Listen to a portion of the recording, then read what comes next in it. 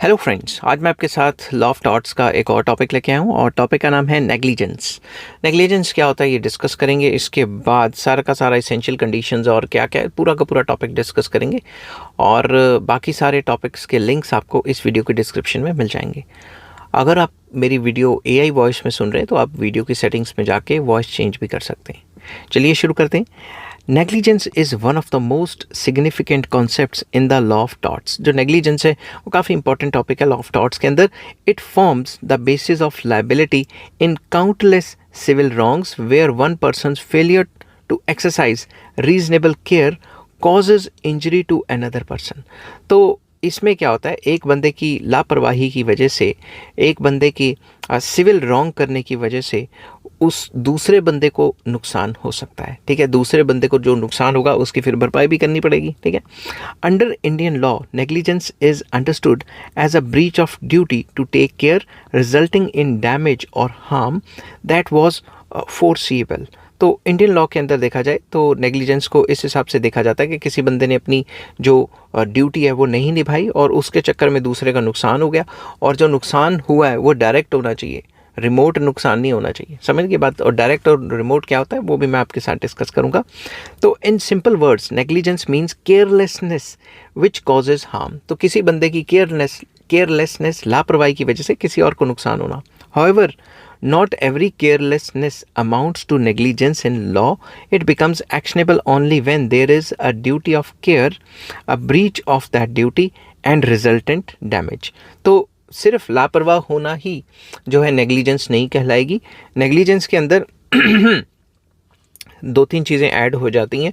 तो नेग्लिजेंस जो है लापरवाही के साथ साथ वो नेग्लिजेंस तब कहलाएगी जब माफ़ करना मेरा गला बैठ रहा है, जब कहलाएगी वो एक्शनेबल तब होगी जब सबसे पहले तो ड्यूटी ऑफ केयर की ड्यूटी होनी चाहिए, एक बंदे की ड्यूटी होनी चाहिए और उसने वो ड्यूटी नहीं निभाई जिसकी वजह से किसी और पर्सन का नुकसान हो गया। जब ये तीनों चीज़ें मिलेंगी तभी उसको नेग्लिजेंस कह सकते हैं।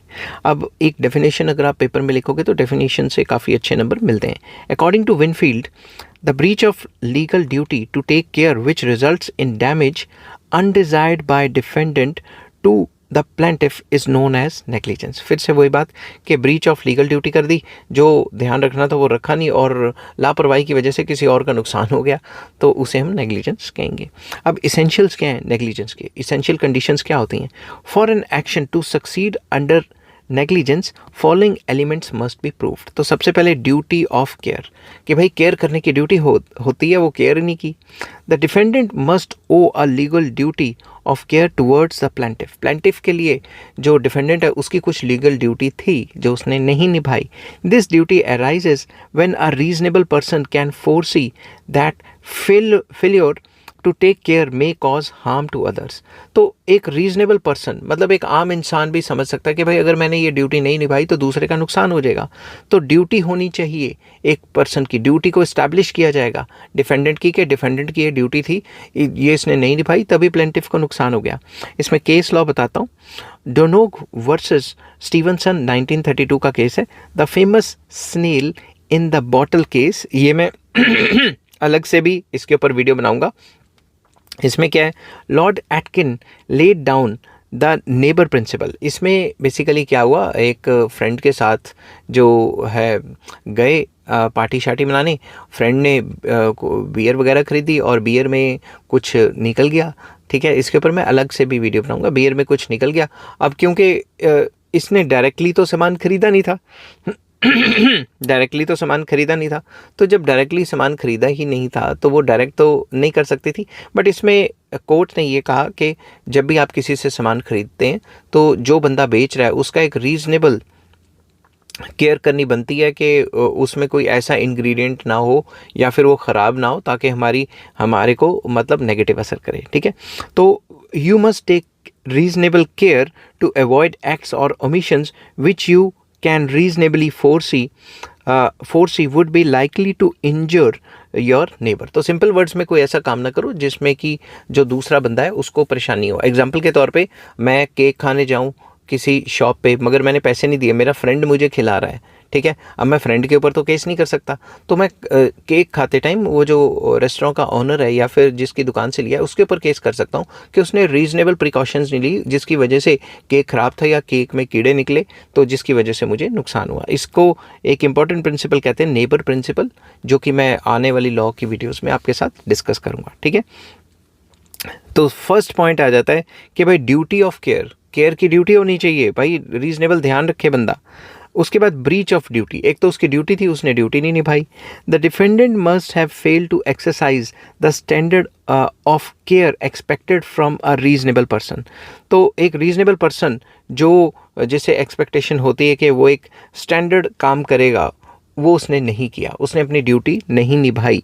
The standard is judged on the basis of an ordinary prudent man test. एक ऑर्डिनरी पर्सन इस सिचुएशन में क्या क्या करता, उस को लेके हम स्टैंडर्ड जजमेंट्स दे सकते हैं कि भाई स्टैंडर्ड बंदा ये करता है मगर इस बंदे ने ये नहीं किया, तो इसने अपनी ब्रीच ऑफ ड्यूटी की है। For example, a doctor failing to sterilise surgical instruments before operating a patient. Operation से पहले ये एक स्टैंडर्डाइज प्रोसीजर है कि सारे के सारे इंस्ट्रूमेंट्स को स्टरलाइज करना ज़रूरी है, मगर ऑपरेशन कर दिया, स्टरलाइज नहीं किया, तो ये तो एक स्टैंडर्ड नॉर्म था जो कि नहीं माना। नेक्स्ट आ जाता है causation and damage, very important.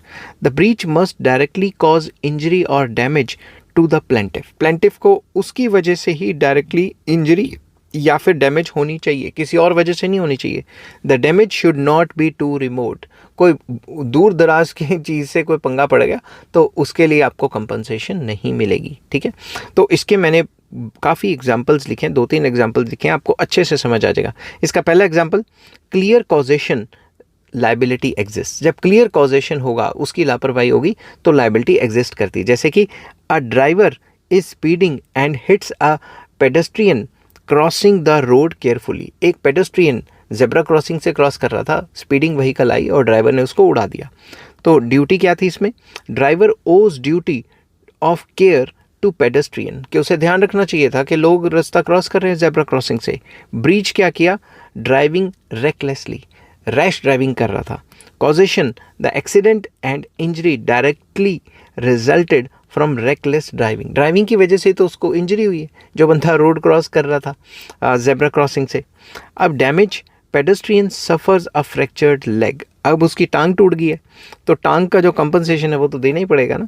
तो the driver is liable because the breach directly cause the injury. Breach of duty की वजह से ही उसकी इंजरी हुई है। अब नो कॉजेशन नो लाइबिलिटी, अगर कॉज कोई और है तो लाइबिलिटी नहीं बनती, ठीक है। Suppose a patient goes to a hospital with arsenic poisoning, उसके शरीर में पूरी पॉइजनिंग फैल गई है। The doctor negligently fails to examine him properly, उसने थोड़ी नेग्लिजेंस दिखाई और प्रॉपरली उसका इलाज नहीं कर पाया, क्योंकि उसको पता ही नहीं लगा कौन से टाइप का जहर है।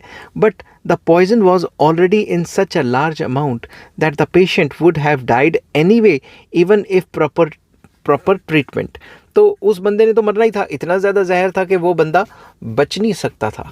तो अगर ये प्रूव हो जाता कि बंदे के अंदर जहर ही इतना था कि जो मर्जी जोर लगा लेते, उसने बचना ही नहीं था, फिर डॉक्टर के ऊपर कोई एक्शन नहीं होगा। Here though there was negligence, it was not the cause of death. Cause of death negligence नहीं था, वो तो जहर इतना था उस बंदे के अंदर, ठीक है।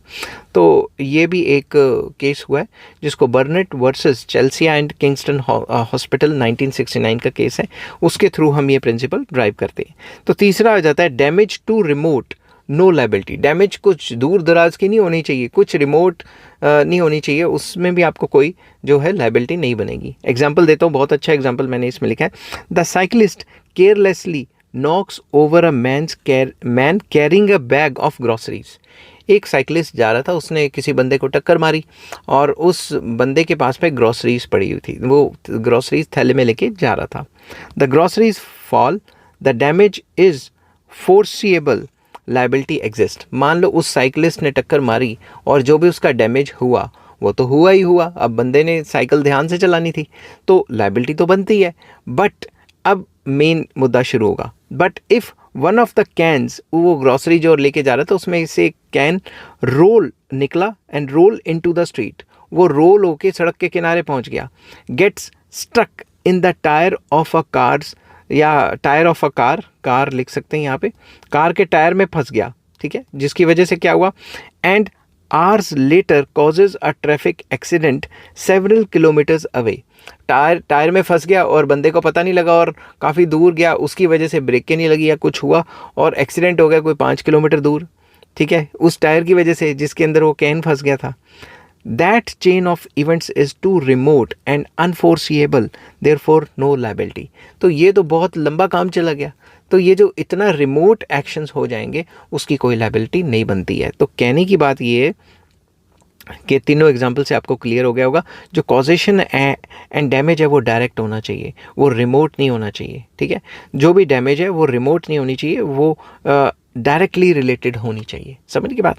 तो ये अच्छे से समझ लेना, एग्जाम्पल दे दे के आपको ज़्यादा क्लियर हो जाएगा, इसलिए मैंने एग्जाम्पल्स लिखे हैं। अब आ जाते हैं टाइप्स ऑफ नेग्लिजेंस। सबसे पहले सिविल नेग्लिजेंस। सिविल नेग्लिजेंस वो होती है that is actionable in torts leading to compensation. तो सिविल नेग्लिजेंस अगर आप करते हो तो इसकी वजह से जो दूसरे का नुकसान होता है तो उसको आपको कंपनसेशन देनी पड़ेगी। नेक्स्ट आ जाता है criminal negligence, where negligence is so gross that it amounts to an offence under IPC और BNS। जैसे कि रैश ड्राइविंग कर रहे हो, rash and negligent driving causing death, ठीक है, तो जो पुरानी IPC थी इसके अंदर 304 IPC के अंडर आपके ऊपर मुकदमा चलता है क्रिमिनल, और BNS के अंडर ये सेक्शन 106 के अंडर आती है, ठीक है। तो ये क्रिमिनल नेग्लिजेंस है कि आप रैश ड्राइविंग कर रहे थे, किसी की डेथ होगी। नेक्स्ट आ जाता है थर्ड प्रोफेशनल नेग्लिजेंस। इसमें डॉक्टर्स, लॉयर्स या आर्किटेक्ट्स वगैरह का आ गया। It includes negligence by professionals like doctors, lawyers, architects etcetera, उनकी नेग्लिजेंस आ जाती है। फिर आ जाती है कॉन्ट्रीब्यूटरी नेग्लिजेंस, वेरी इंपॉर्टेंट, इसके ऊपर मैंने अलग से लॉन्ग क्वेश्चन भी बनाया। It occurs when plaintiff's own negligence contributed to the harm suffered. जब जो प्लेंटिफ है, जिसका नुकसान हुआ है, उसकी खुद की नेग्लिजेंस की वजह से हुआ है कि वो चलते चलते एकदम सड़क क्रॉस करने लग गया, ठीक है, ज़ेब्रा क्रॉसिंग थी नहीं और ग्रीन लाइट थी तब भी क्रॉस करने लग गया, तो अगर वो उसका एक्सीडेंट हो जाता है तो वो खुद भी तो जिम्मेदार माना जाएगा ना। तो कंपनसेशन इस केस में या तो नहीं मिलेगी या तो कम मिलेगी। Next composite negligence. It occurs when 2 और more persons are jointly responsible for the harm caused. 2 या 2 से ज़्यादा पर्सन्स हैं जिनकी वजह से वो हार्म हुआ है, तो उसको हम कॉम्पोजिट नेग्लिजेंस कहते हैं। इसके ऊपर भी मैं अलग एक लॉन्ग क्वेश्चन की वीडियो लेके आऊँगा। अब आ जाता है negligence in Indian laws. Indian courts have developed negligence principles primarily through judicial precedents. Judicial precedents के थ्रू ही जो courts हैं उन्होंने time to time जो है develop किया है ये वाला proper negligence का topic. Some important case laws are number 1 Municipal Corporation of Delhi versus Subhavanti 1996। इसमें क्या है, a clock tower collapsed in Chandni Chowk due to poor maintenance killing many people. Chandni Chowk का एक टावर गिर गया और उसके नीचे दब के कई लोग मर गए। The municipal corporation was held liable for negligence, कि उसकी रिपेयर वगैरह करानी थी। तो प्रिंसिपल क्या लगा इसमें, duty to maintain public property in safe condition. वो सरकार या म्यूनिसिपल कॉरपोरेशन की ड्यूटी है, वो मेंटेन करें। जो बंदे मर गए उनको कंपनसेशन देनी पड़ी। सेकंड केस आ जाता है इसमें Kusum Sharma versus Batra hospital 2010, concern with medical negligence. ये जो केस है वो मेडिकल नेग्लिजेंस से रिलेटेड है। सुप्रीम कोर्ट ने क्या कहा, the Supreme Court held that doctors are not liable if they act in accordance with the practice accepted by medical profession unless gross negligence is proved। Doctors को तब तक सज़ा नहीं हो सकती जब तक डॉक्टर वो सारे काम नहीं करते जो जनरल प्रैक्टिस के हैं, जो एक प्रूडेंट डॉक्टर करेगा, एक स्टैंडर्डाइज प्रोसीजर फॉलो करेंगे। अगर उसमें कोई पंगा पड़ गया तो डॉक्टर्स के ऊपर कोई केस नहीं होगा, और अगर डॉक्टर ने नेग्लिजेंस की और उसकी वजह से हुआ और वो स्टैंडर्ड प्रोसीजर फॉलो नहीं किया तो डॉक्टर के ऊपर केस बनेगा, वैसे नहीं बनेगा। नेक्स्ट आ जाता है state of Haryana versus Shrimati Santra 2000 का केस है। A government doctor negligently performed a sterilisation operation which failed and the women gave birth to a child. तो इस केस में स्टेट वॉज हेल्ड लायबल क्योंकि वो सरकारी डॉक्टर था। तो इसमें प्रिंसिपल क्या आता है, government is vicariously liable for negligence of its employees. अगर कोई एम्प्लॉय से गलती हो जाती है, सरकारी डॉक्टर भी है उससे गलती हो जाती है, तो गवर्नमेंट जो है वो लायबल रहेगी। नेक्स्ट आ जाता है fourth case, Jacob Matthew versus state of Punjab 2005, a landmark case on medical negligence. इसमें क्या है, Supreme Court held that to fix liability on a doctor under criminal law, negligence must be gross और reckless, कि जो negligence है वो grossly prove होनी चाहिए, मतलब कि जो स्टैंडर्ड प्रोसीजर हर एक डॉक्टर फॉलो करता है वो फॉलो नहीं किया, इस वजह से ये जो है ये एक्ट हुआ है। Ordinary negligence amounts only to civil liability, अगर थोड़ा बहुत नेग्लिजेंस हो गई तो सिविल जो है लाइबिलिटी बनती है, थोड़ी बहुत कंपनसेशन देके छूट जाएगा। नेक्स्ट केस आ जाता है राजकोट म्यूनिसिपल कॉरपोरेशन वर्सेस मंजुल बैन जयंती लाल नकुम, मतलब प्रोनाउंसिएशन नाम की ऊपर नीचे हो सकती है, 1997 का केस है। A boy died after falling into open drainage, एक ड्रेनेज ओपन था, गटर खुला था, उसमें बच्चा गिर के मर गया। The corporation was held negligent for not covering और गार्डिंग द ड्रेनेज, तो जो म्यूनसिपल कॉरपोरेशन थी उसको जो है नेग्लिजेंट तरीके से कि उसने ढक के रखना था, तो उसको लायबल माना गया और उनको कंपनसेशन देनी पड़ी। अब आ जाता है डिफेंसेस टू नेग्लिजेंस। नेग्लिजेंस के लिए क्या डिफेंसेस हो सकते हैं? A defendant can avoid liability if certain defences are available. कौन कौन से? पहला कॉन्ट्रीब्यूटरी नेग्लिजेंस, कि भाई जो प्लेंटिफ है उसकी खुद की भी तो गलती है, ठीक है।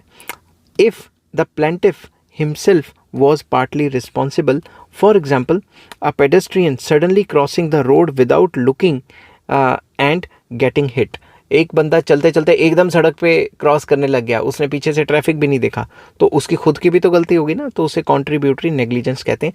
इस केस में जो है नेग्लिजेंस जो है डिफेंडेंट की नहीं मानी जाएगी। Next, act of God. Natural and unforeseeable events like earthquake और फ्लड्स वगैरह आ गए अचानक से, तो किसी की नेग्लिजेंस थोड़ी ना मानी जाएगी। फ्लड्स आ गए और फ्लड्स की वजह से एक बंदा मान लो कार चला रहा था, पीछे से फ्लड आए, उसकी कार ने किसी को ठोक दिया, तो वो नेग्लिजेंस नहीं मानी जाएगी। समझ की बात? Inevitable accident, an accident that could not have been prevented despite all reasonable cares, कोई भी ऐसा एक्सीडेंट हो जो अवॉइड ही ना किया जा सके, ठीक है, जिसको अवॉइड ना किया जा सके। जैसे भूकंप आ गया, उसकी वजह से इमारत गिर गई और नीचे लोग दब गए, तो इमारत वाले पे थोड़ा ना केस करेंगे, वो तो इनएविटेबल एक्सीडेंट था, उसको तो टाला नहीं जा सकता था। या फिर इसकी कई एग्जांपल्स हो सकती हैं। उसके बाद volenti non fit injuria, if the plaintiff voluntarily assumed the risk, for example a spectator injured during a cricket match due to ball hitting him. Simple words में, अगर कोई वॉलंटरीली प्लेंटिफ को पता है कि भाई इसमें खतरा है, फिर भी वो काम कर रहा है, तो वो चीज़ जो है वो नहीं मानी जाएगी। क्योंकि एग्जांपल दिया हुआ है कि आप क्रिकेट मैच खेलने जा रहे हो, तो किसी ने छक्का मारा, आपके सर पे बॉल लगी, आप मर गए, आपका सर फट गया, तो वो उसमें नहीं माना जाएगा। समझ की बात? आप खुद वो काम कर रहे हो ना, तो आप अपनी मर्जी से काम कर रहे हो, आपको पता है इसमें क्या रिस्क है, फिर भी कर रहे हो, तो वो नेग्लिजेंस नहीं मानी जाएगी, ठीक है। अब आ जाता है damages in negligence, very important. The primary remedy for negligence is compensation for damages. तो मेन मुद्दा क्या है कि भाई जो नुकसान हुआ उसकी भरपाई करो। The objective is to place the injured party as far as possible in the position he would have been had the negligence not occurred. Main मकसद होता है कि उसको उसी पोजीशन में लेके आना, जो इंजर्ड पार्टी है या जिसका नुकसान हुआ है, उस पार्टी को दोबारा उसी सिचुएशन में लेके आना कि अगर ये एक्ट या फिर ये कोई हरकत ना, नेग्लिजेंस ना हुई होती तो, ठीक है। कोर्ट्स अवॉर्डेड स्पेशल डैमेजेस जो कि क्वांटिफेबल होते हैं, एंड जनरल डैमेजेस जो नॉन क्वांटिफेबल होते हैं, जैसे कि pain, suffering, loss of amenities etcetera etcetera. तो ये सारी की सारी बेसिकली नॉन क्वांटिफेबल होती है। तो दोनों टाइप के डैमेजेस को जो है कंसिडर करती है कोर्ट और फिर अपना फैसला देती है। अब इसको टॉपिक को कंक्लूड करते हैं। Negligence is a dynamic area of tort law evolving with societal needs. जैसे जैसे सोसाइटी चेंज हो रही है वैसे वैसे नेग्लिजेंस का जो कॉन्सेप्ट है वो लगातार फैलता जा रहा है। Indian courts have explained its scope specially in medical negligence, consumer protection, municipal responsibility and road accidents. तो कोर्ट ने इन फील्ड्स में मेडिकल नेग्लिजेंस या कंज्यूमर प्रोटेक्शन में या फिर municipal responsibilities and road accidents में इसको अप्लाई किया है। While it provides justice to victims, it also balances fairness by not imposing liability for every error. एक तो बैलेंस क्रिएट करता है ये नेग्लिजेंस का जो टॉपिक है, बैलेंस तो क्रिएट करता है, मगर सारी की सारी रिस्पॉन्सिबिलिटी ये नहीं है कि डिफेंडेंट पे डाल दे। अगर ये प्रूव हो गया कि कॉन्ट्रीब्यूटरी नेग्लिजेंस है, तो जो बंदा है, जो सफरर है, उसकी खुद की गलती है, तो भी तो बैलेंस क्रिएट होगा ना। समझ की बात? तो कोर्ट ये भी देखती है कि बैलेंस क्रिएट करे, ये ना हो कि वो अपनी खुद की गलती से एकदम सड़क के आगे आ जाए और पैसे मांगना शुरू कर दे। दस, negligence law in India rests on the principle that every person must take reasonable care not to cause foreseeable harm to others. तो लॉ इंडिया में यही मानता है कि नेग्लिजेंस की वजह से किसी को नुकसान नहीं होना चाहिए किसी और की, और कंट्रीब्यूटरी नेग्लिजेंस पे चेक करके रखता है कि भाई खुद की गलती है तो फिर किसी और को क्यों भुगतना पड़े। समझ की बात? तो बैलेंस क्रिएट करता है दोनों पार्टीज़ के बीच में। आई होप ये वीडियो आपको पसंद आई होगी। अगर पसंद आती है तो please like share and subscribe. Take care, bye bye.